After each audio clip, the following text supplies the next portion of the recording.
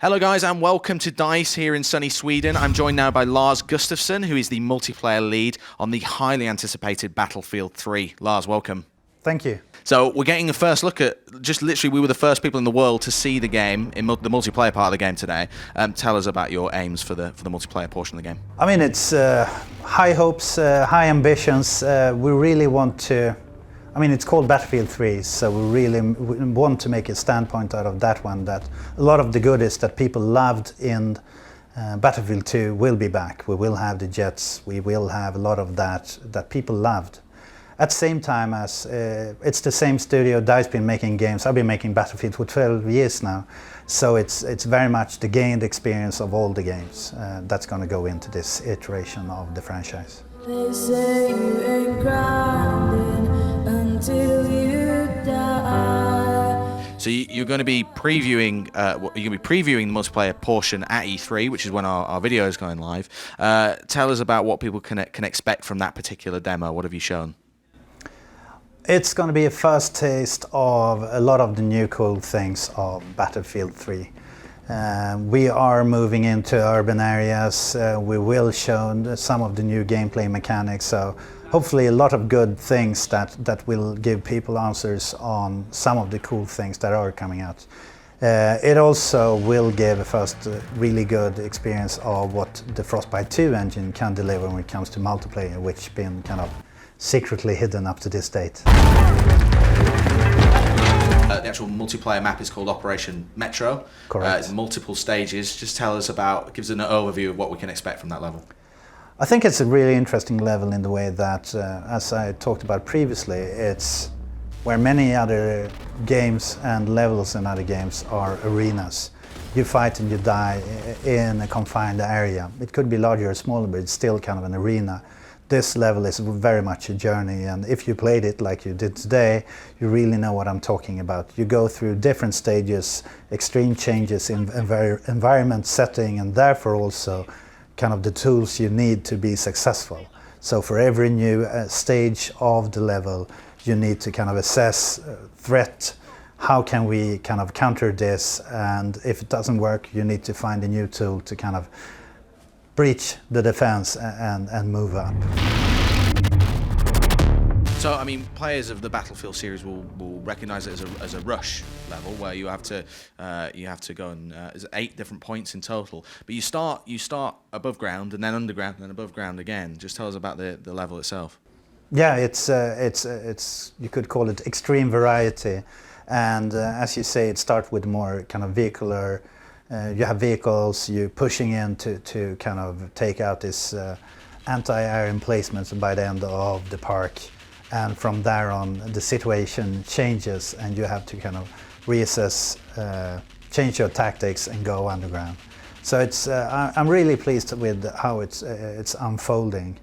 And yeah, it is a journey more than an arena. Of course, we could take any of these areas and turn them into kind of a team deathmatch combat area. They're all well suited for it, but it gives you kind of an understanding of the enormous size of these maps. Tell us about the multiplayer classes in Battlefield 3, because you've tweaked them slightly. Just tell us about the standard loadouts that we saw today. So first off, we have the Assault Soldier. Assault Soldier have nowadays, slightly inspired by Battlefield 2, gotten medic abilities. The way we see it, Assault Soldier is the one that goes gun blazing into the front line. But in the core essence, it means that when you're up there fighting and dying, you're much more likely to have a medic around you, compared to previously where it could be far back laying suppressive fire or something. Secondly, we have the Engineer class. We've worked with the Engineer class. There's a lot of cool things we still have not shown, but equipped anti-tank or anti-vehicle warfare, as well as repairing vehicles. He is also the one who can provide kind of the magic door opener with his RPG, kind of shooting new doors through the environment. Third one coming up is the Support class. This one I'm really happy with, partially because I like running around with an LMG. For today's test and for E3, we equipped it with a bipod.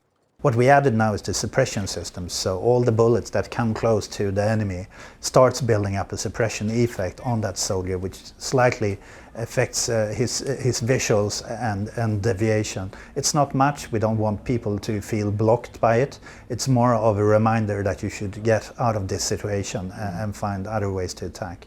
We also added score events to it, so that by being a good supportive soldier, you can even get score for laying down suppressive fire.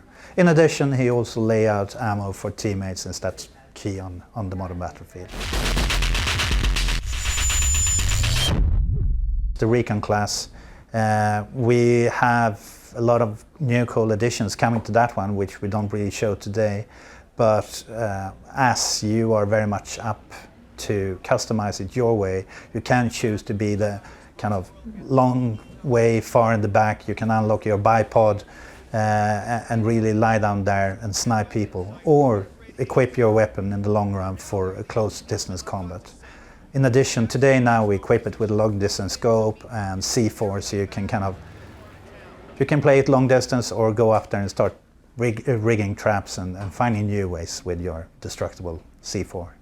We know Russian Conquest are coming back for Battlefield 3, but you're also introducing Team Deathmatch as well. Can you tell us a little bit about that at this stage?